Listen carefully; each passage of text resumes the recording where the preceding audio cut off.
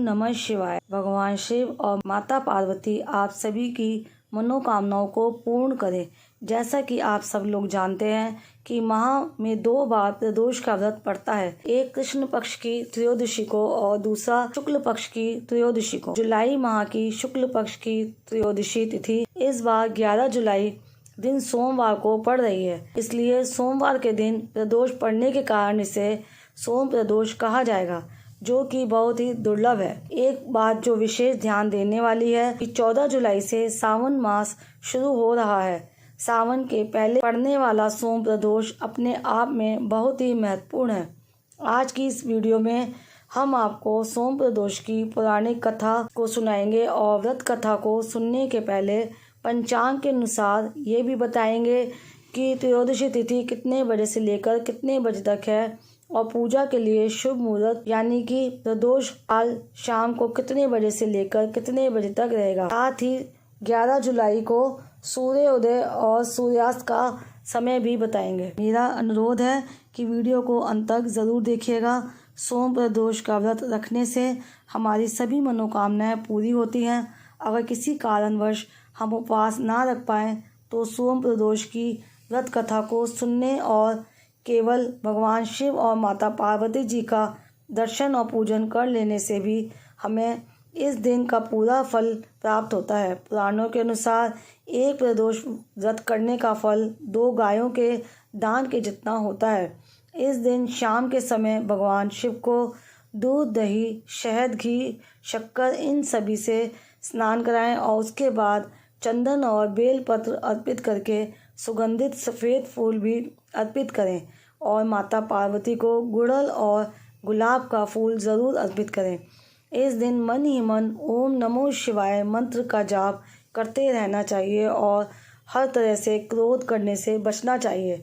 इस व्रत को करने से धन की कमी दूर होती है और घर में किसी भी प्रकार की बीमारियां अगर बनी हुई हैं तो वो भी दूर हो जाती हैं और अविवाहित युवक युवतियों के जल्दी विवाह का योग भी बनता है। ये अब जानते हैं कि त्रयोदशी तिथि बजे से लेकर कितने बजे तक है। त्रयोदशी तिथि 11 जुलाई सोमवार को सुबह 11:13 से शुरू होकर 12 जुलाई को सुबह 7:46 तक रहेगी।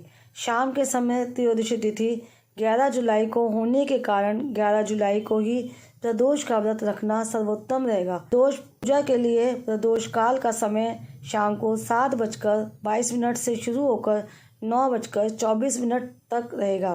11 जुलाई को सूर्योदय सुबह 5:49 पर होगा और सूर्यास्त 7:18 पर होगा। आइए अब भगवान भोलेनाथ माता पार्वती जी के चरणों का ध्यान करते हुए सोम प्रदोष पौराणिक व्रत कथा का रसपान करते हैं। नगर में एक ब्राह्मणी रहती थी।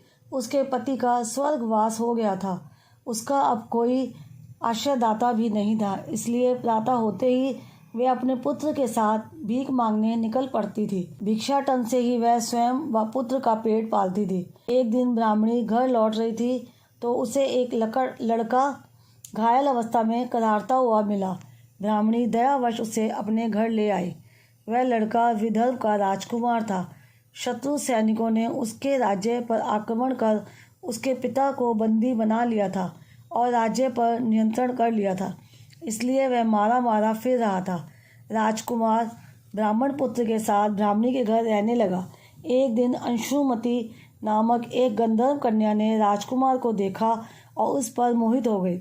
अगले दिन अंशुमती अपने माता पिता को राजकुमार से मिलाने लाई। उन्हें भी राजकुमार भा गया। कुछ दिनों बाद अंशुमती के माता पिता को शंकर भगवान ने स्वप्न में आदेश दिया कि राजकुमार और अंशुमती का विवाह कर दिया जाए। उन्होंने वैसा ही किया। ब्राह्मणी प्रदोष व्रत करती थी। उसके व्रत के प्रभाव और गंधर्वराज की सेना की सहायता से राजकुमार ने विदर्भ से शत्रुओं को खदेड़ दिया और पिता के राज्य को पुनः प्राप्त कर आनंद पूर्वक रहने लगा। राजकुमार ने ब्राह्मण पुत्र को अपना प्रधानमंत्री बनाया।